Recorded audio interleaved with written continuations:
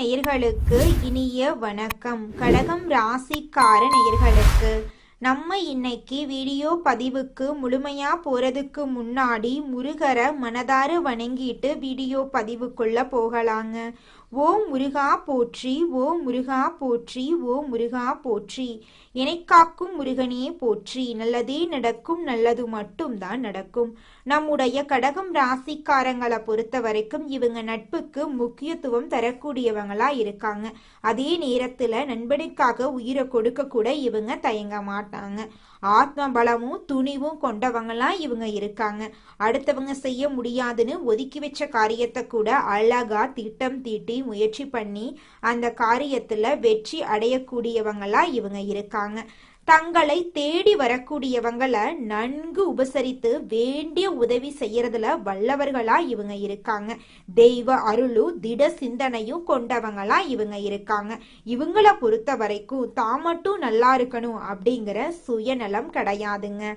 தன்னை சுத்தி இருக்கிற எல்லாருமே நல்லா இருக்கணும் அப்படிங்கிற பொது நல குணத்தோட இவங்க வாழ்ந்துகிட்டு இருக்காங்க.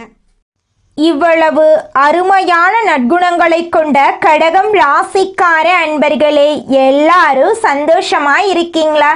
ஏங்கம்மா நீங்க வேற, எங்க வாழ்க்கையில இருக்கக்கூடிய பிரச்சனைகளை பார்த்தா நாங்க சந்தோஷமா இருக்கிற மாதிரியா தெரியுது. நாங்களே ஒவ்வொரு நாளும் கண்ணீர் சிந்தி வாழ்ந்துகிட்டு இருக்கோம்.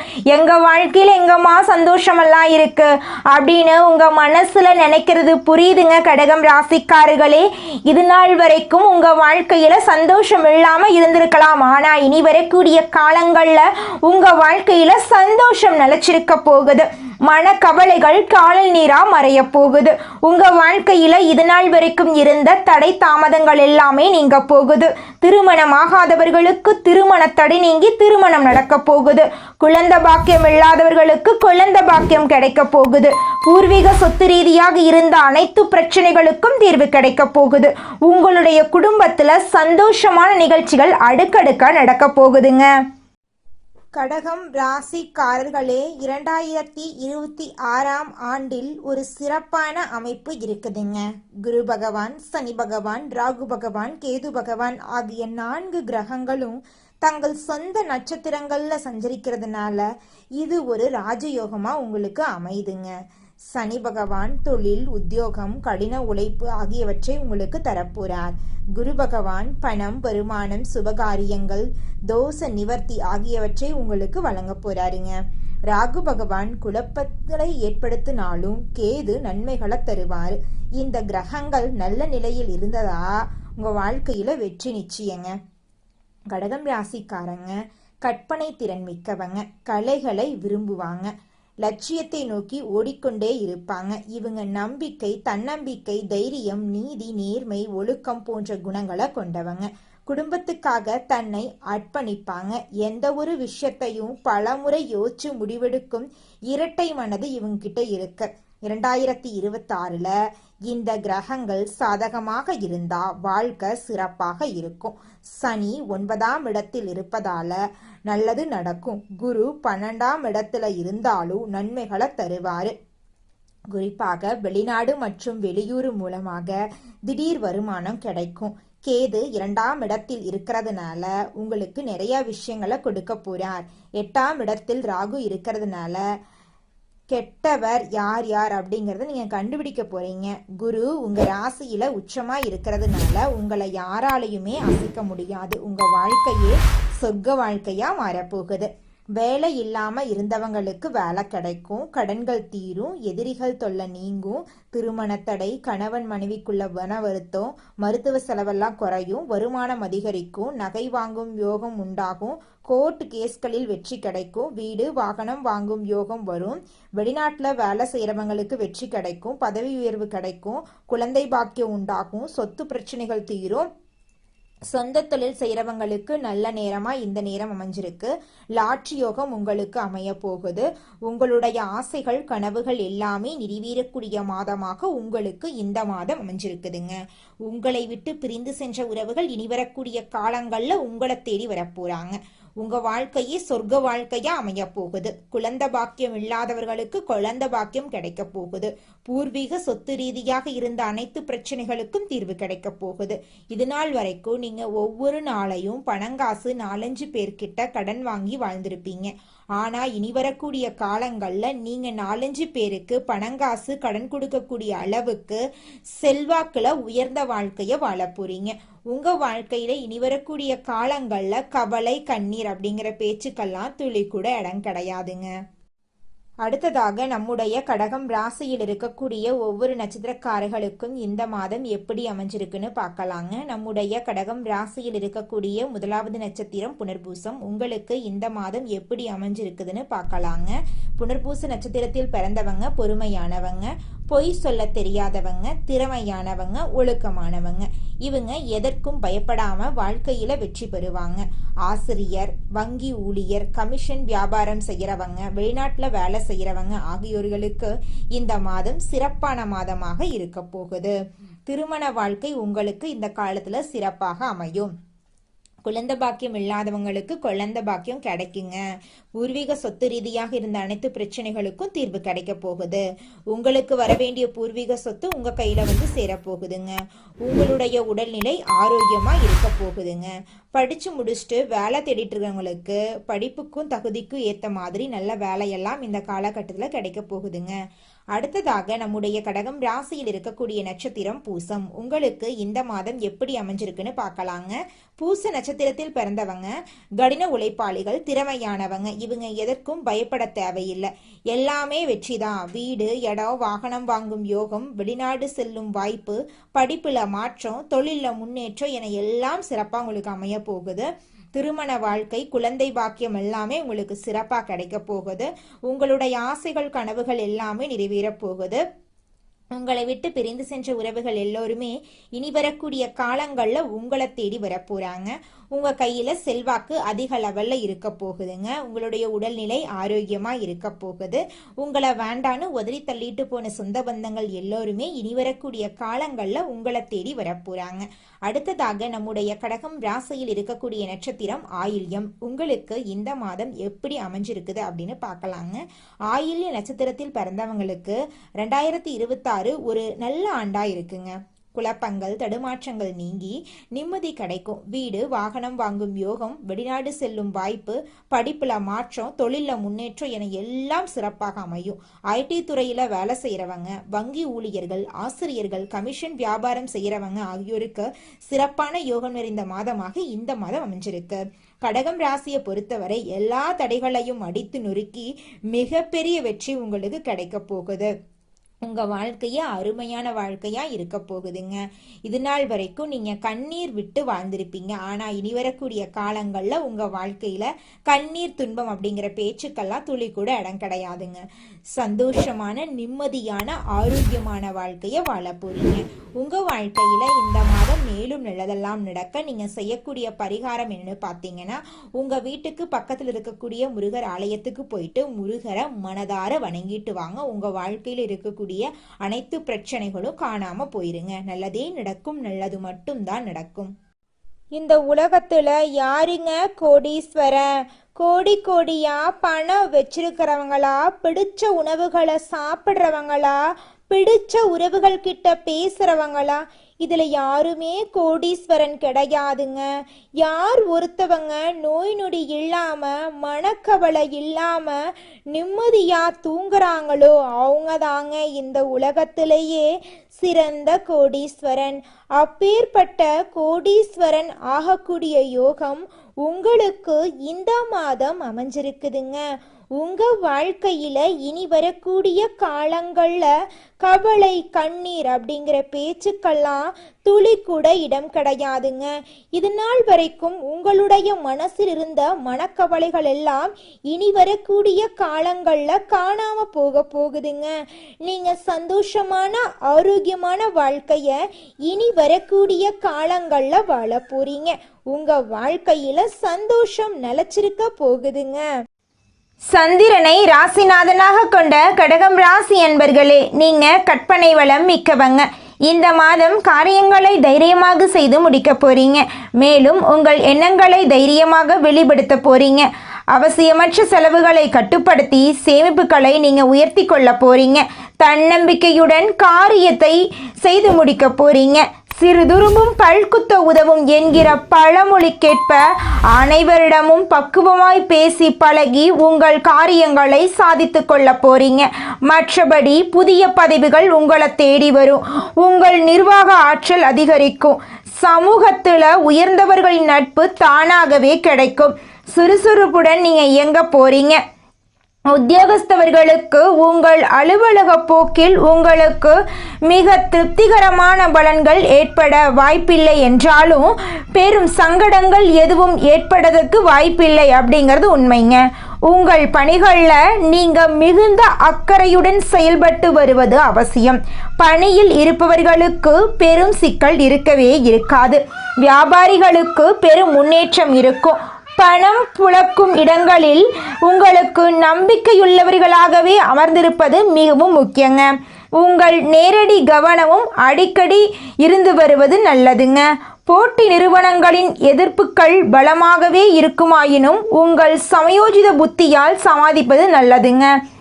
மாணவர்களுக்கு விளையாட்டு போன்ற துறைகளில் உங்களுக்கு ஆர்வம் இருக்குமாயினும் படிப்பில் அதிக அக்கறை செலுத்துவது அவசியம்.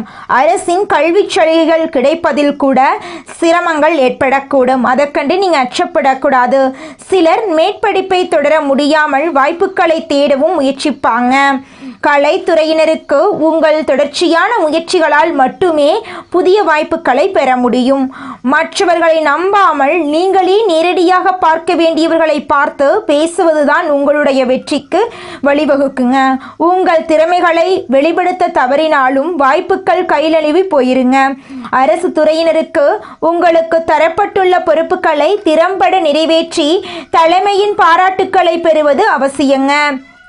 குடும்பத்தில் இது நாள் வரைக்கும் இருந்த சண்டை சச்சரவுகள் எல்லாமே காணாமல் போகுது. குடும்பத்தில் சந்தோஷம் நிலச்சிருக்க போகுது. பெண்களுக்கு இதுவரை பல காரணங்களால் தள்ளிப்போனி வந்த திருமணம் இனி வரக்கூடிய காலங்களில் இனிதே நடைபெறப் போகுது. மறைமுக சேமிப்புகளில் ஓரளவு பணம் சேரப்போகுது. பூர்வீக சொத்து மூலம் சிலருக்கு தனவரவு ஏற்படக்கூடும்.